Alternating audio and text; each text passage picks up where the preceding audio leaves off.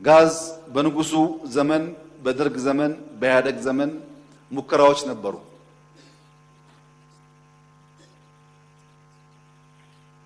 ለማውጣት ሙከራዎች፣ ንግግሮች፣ አግሪመንቶች ነበሩ።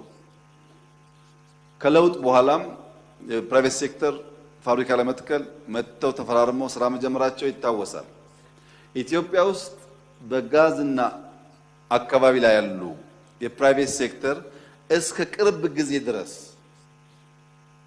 የነበራቸው አፕሮች መጥቶ ላይሰንስ መውሰድና በዚያ ላይሰንስ ብር መፈለግ ነው።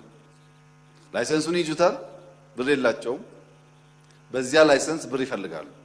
ይሄ መንገድ አያዋጣም ብለን በመንግስት ደረጃ በነበረ ንግግር የነበሩትን ኩባንያዎች ሰርዘን በማውጣት አዳዲስ አቅም ያላቸው ኩባንያዎች ወደ ሴክተሩ እንዲገቡ በመደረጉ ምናልባት የተከበረው ምክር ቤት ለረፍት ወጥቶ ሲመለስ ኢትዮጵያ ለመጀመሪያ ጊዜ የጋዝ ምርት ለገበያ ታውላለች።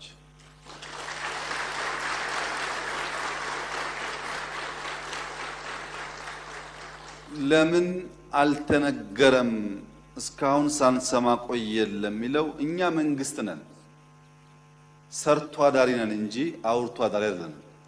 በሚያስፈልግ ቦታ ለህዝብ መግለጽ ያስፈልጋል።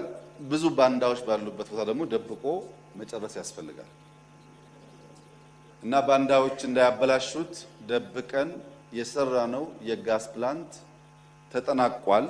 በቅርቡ በሶማሌ ክልል ስንዴና ግድብ ሳስመርቅ ያያችሁኝ ፕራይመሪ የሄድኩት ለጋዙ ስራ ነው።